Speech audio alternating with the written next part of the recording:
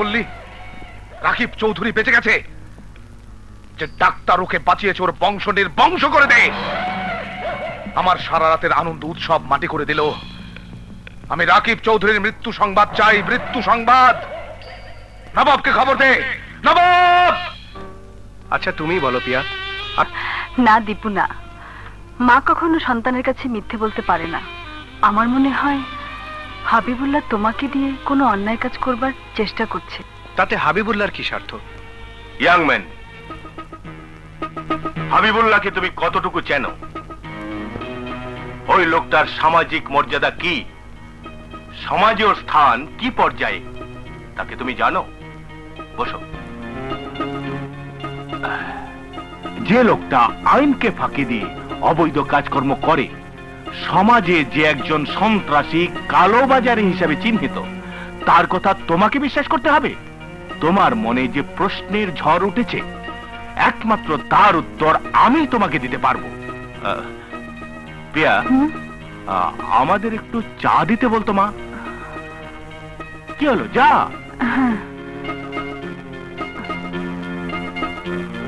তাড়াতাড়ি 2 কাপ চা ড্রয়িং রুমে নিয়ে এসো। জি আচ্ছা।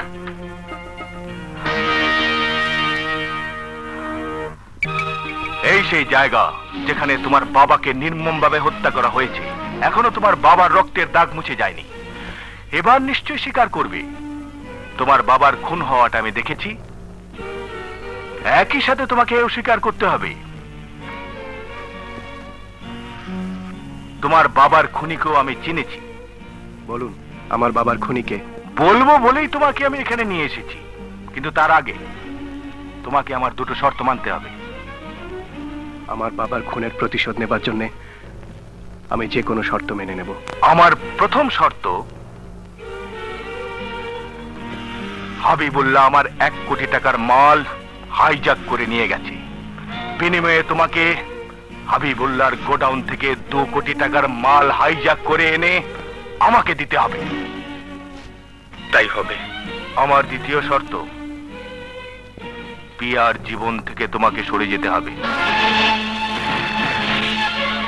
যদি মনে করো বাবার খুনের প্রতিশোধের চেয়ে প্রেম ভালোবাসাই তোমার জীবনে বড়, তাহলে তোমার বাবার খুনের পরিচয় তোমার প্রয়োজন নেই। আর যদি মনে করো প্রতিশোধেই বড়, তাহলে আমার কথা তোমাকে মানতেই হবে। আমি যাচ্ছি।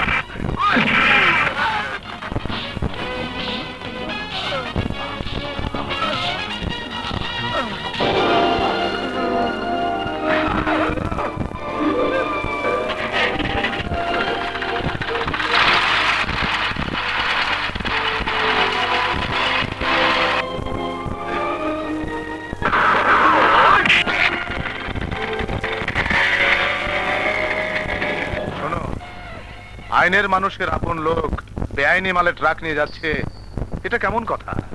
কে আমার আপন লোক? আরে তোমার ভাগ্নে দীপু।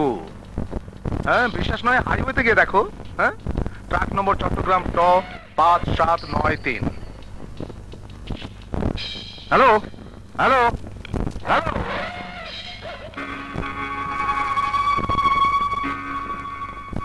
দীপু বেআইনি মালে ট্রাক নিয়ে যাচ্ছে।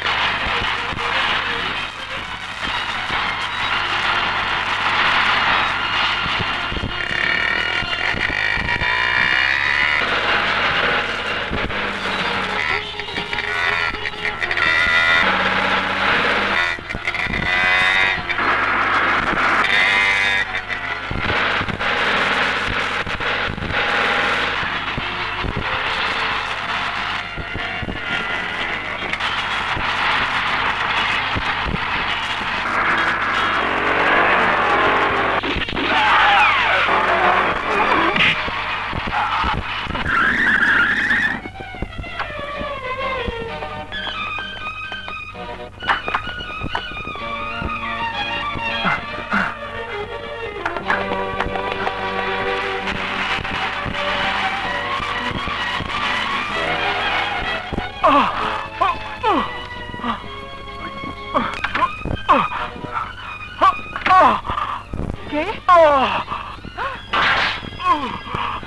কে তুমি বাবা?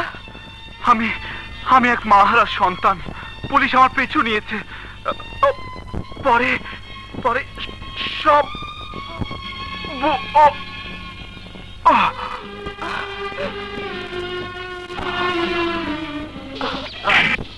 কি বললি?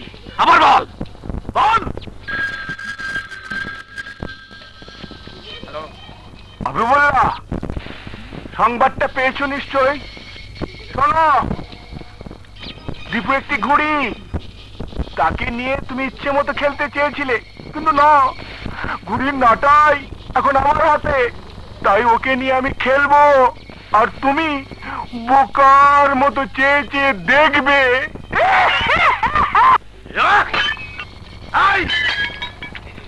বাবাকে খবর দে।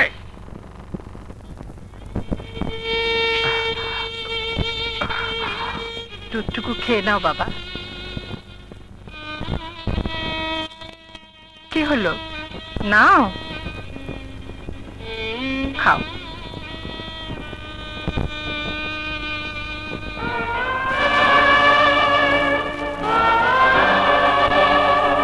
কি দেখছো অমন করে? মাকে, মায়ের মমতা মাখানো সুন্দর মুখটাকে। তোমার বুঝি মা নেই? এতদিন জানতাম নেই, এখন জানি আছে। বেশ তো, মা বলেই ডেকো। জানেন মা, জন্মের পর মায়ের মুখ দেখিনি, আজ আপনার আদর স্নেহ মমতায় বুঝতে পারছি, যদি মা বেঁচে থাকতো ঠিক এমনি করে আমাকে আদর করত। জানেন মা, আজ আমার মনে হচ্ছে পৃথিবী কত সুন্দর, কত নির্মল। সন্তানের কাছে মা কত বড়, কত মহৎ। আমাকে দিয়ে যদি তোমার মা হারানোর ব্যথা ভুলতে পারো, তাহলে আজ থেকে আমাকে তোমার মা বলেই জেনো। মা